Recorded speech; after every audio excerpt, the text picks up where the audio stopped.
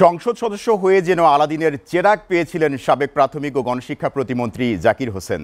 12 বছরে তার সম্পদ বেড়েছে 2800 গুণ। এর বাইরেও তার বিরুদ্ধে মাদক ব্যবসা, ভূমিদস্যুতা, তদবির ও শিক্ষক নিয়োগ বাণিজ্যের মাধ্যমে কোটি কোটি টাকা হাতিয়ে নেওয়ার অভিযোগ উঠেছে। শেখ হাসিনা সরকার উৎখাতের পর তার নানা অপকর্মের বিষয়ে মুখ খুলছেন স্থানীয়রা। কুড়িগ্রাম থেকে জাহিদুল ইসলাম জাহিদের প্রতিবেদন। 2008 সালে আওয়ামী লীগের টিকিট পেয়ে কুড়িগ্রাম 4 আসনে সংসদ সদস্য নির্বাচিত হন জাকির হোসেন। পরের 2 নির্বাচনেও জয় পান আওয়ামী লীগের টিকিটে। 2019 সালে প্রাথমিক ও গণশিক্ষা মন্ত্রণালয়ের প্রতিমন্ত্রী করা হয় তাকে। স্বাধীনতার পর কুড়িগ্রাম জেলায় আওয়ামী লীগের প্রথম প্রতিমন্ত্রী হন তিনি।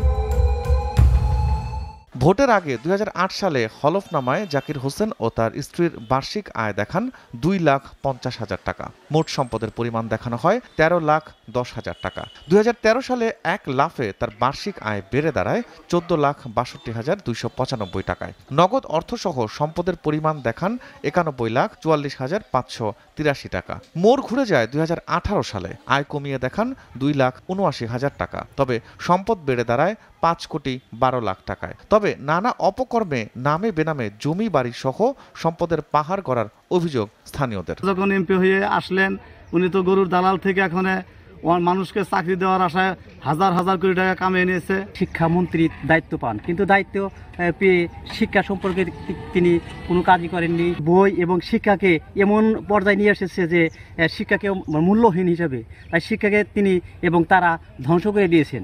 এমপি হওয়ার পর পুরোদস্তুর ভূমিদস্যু হয়ে ওঠেন জাকির হোসেন। বাদ যায়নি শিক্ষা প্রতিষ্ঠানের জায়গা সহ সরকারি বা ব্যক্তি মালিকানা জায়গাও। আর এসব জায়গা দখল করে ব্যক্তিগত প্রতিষ্ঠান গড়ে তোলেন সাবেক এই প্রতিমন্ত্রী। তিনি আমাদের এই অঞ্চলে যে অত্যন্ত জমি দখল করেছে, যে জমিগুলো মানুষের ছিল, চরসুমারিতে বিশাল একটা প্রকল্প করেছে। শুধু ভূমি দখলই নয়, নিয়োগ বাণিজ্য সহ রমরমা মাদক ব্যবসার মাধ্যমে কামিয়েছেন কোটি কোটি টাকা। ক্ষমতার দাপটে স্ত্রী সুরাইয়া সুলতানা স্বাস্থ্য বিভাগের কর্মকর্তা হয়েও 1.5 যুগ কর্মস্থলে উপস্থিত না থেকে নিয়েছেন বেতন ভাতা। এমপি ও মন্ত্রীদের সুযোগে তার আত্মীয় স্বজনরাও হয়ে উঠেছেন আঙুল ফুলে কলা গাছ।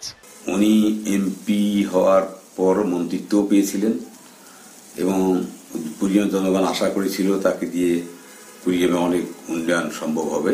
তবে নিজের এবং তার পরিবারের অনেক উন্নয়ন হয়েছে।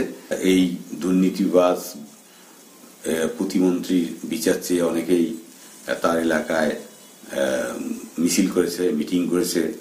এই অপকর্ম জনগণ বরদাস্ত করবে না। ঢাকায় রয়েছে, কুড়িগ্রামে রয়েছে, রংপুরে রয়েছে, এলাকায় তো রয়েছে।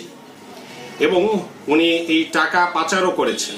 যে উনি মন্ত্রী থাকা অবস্থায় যত দুর্নীতি করেছেন, নিয়োগ বাণিজ্য থেকে উন্নয়নের নামে যে লুটপাট করেছেন, সরকার তার বিচার করবে। গত 24 অক্টোবর রাজধানীর মোহাম্মদপুর এলাকা থেকে সাবেক এমপি জাকির হোসেনকে গ্রেফতার করে ঢাকা মহানগর গোয়েন্দা পুলিশ। জাকির হোসেনের দৃষ্টান্তমূলক শাস্তির পাশাপাশি সম্পদ বাজেয়াপ্ত করার দাবি জানান স্থানীয়রা। SA TV news desk.